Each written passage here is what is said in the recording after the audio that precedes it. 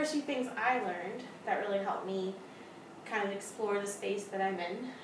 And of course, the biggest, number one, is just hula hooping.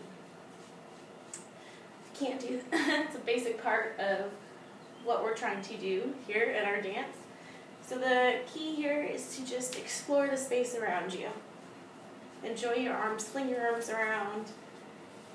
When it falls, figure out that's where I'm having trouble. It's all about keeping a long body, exaggerated body, long lines, tall.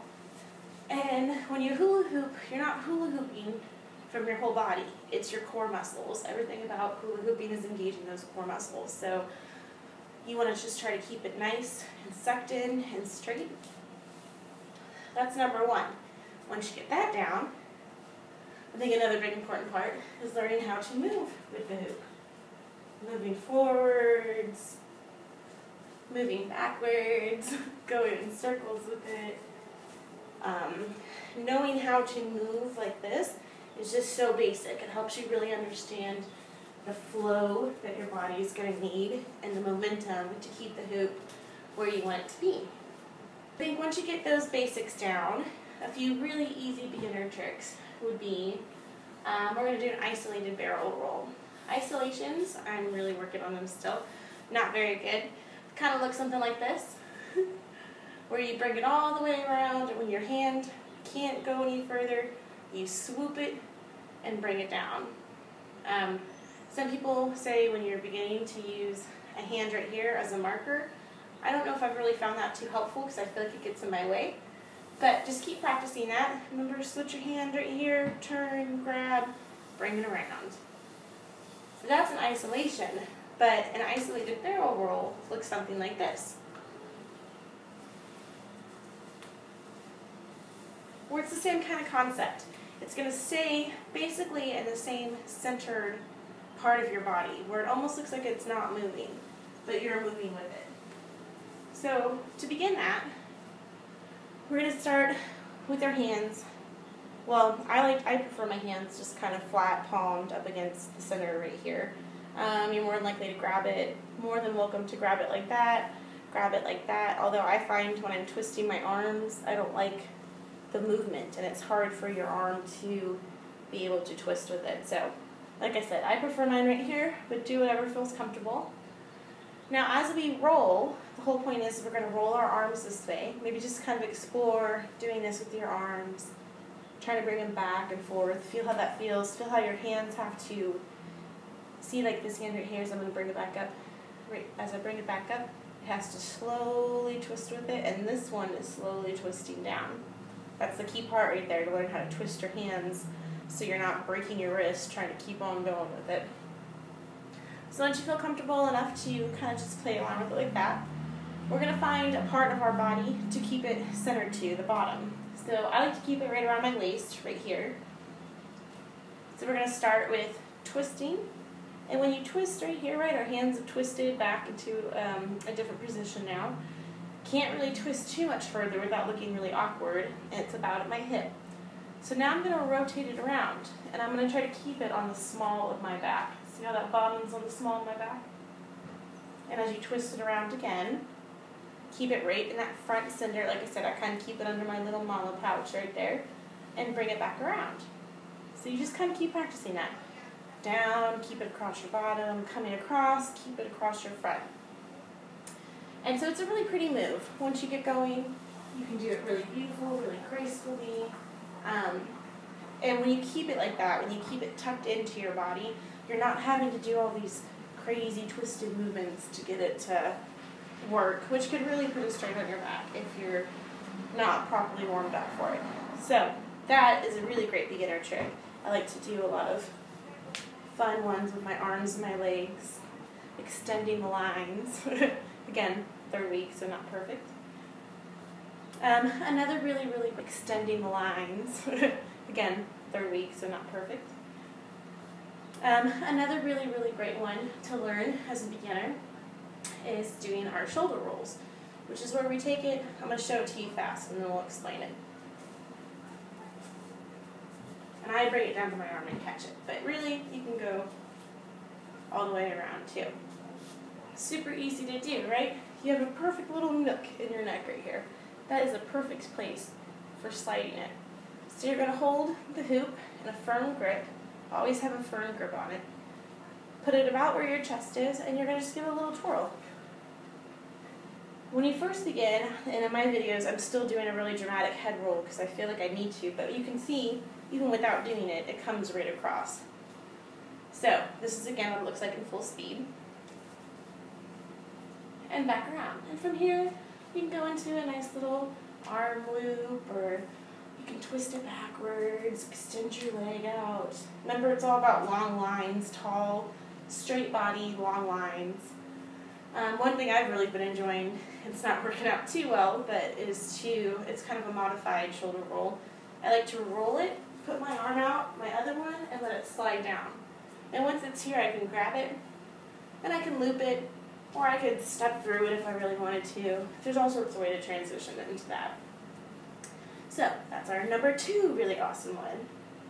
A third one I'm going to show you is a weave, and then the last one is going to be a little bit more difficult, but I promise if you practice, practice, practice, it does get easier, and it does flow smoother.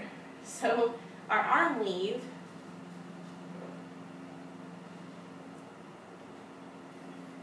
looks like this. And it's a really nice filler piece just to kind of flow if you're trying to find your happy place again. Go around your body with it. And to begin, I mean, you can start from right here if you like. I prefer to start from right here with an underhand grip. Underhand grip means your palm is up, fingers are flat. Well, fingers aren't flat for this one, we're actually going to grip it, but palms up. And from here we're going to go forward. And as we forward it around, we're going to have to twist our arm and go this way. So now my thumb is pointing this way. I'm going to bring it back around, and as I'm coming around again, my thumb is coming back out. This way, thumb's going backwards, thumb's looping around, coming back around this way.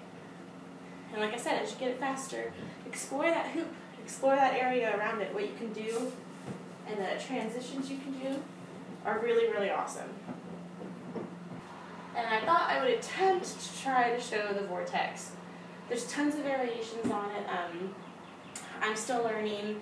I got my heavier hoop back today. This one is, I want to say 160 PSI, PEX tubing. It's a really nice heavy one. It's a good weighted one for beginners. Nice and big. Like they say, hula hoops should at least come up to your belly button. I think the next one I'm going to get up a little bit more taller to my chest, just to get more rotation. But so let's start the vortex. The vortex, I'm going to show you first what it looks like, and then we'll break it down, right?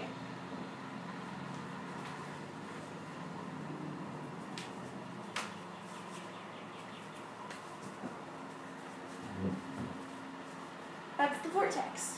Very beautiful, very flowy, and again, tons of variations, but this is the way I've been doing it.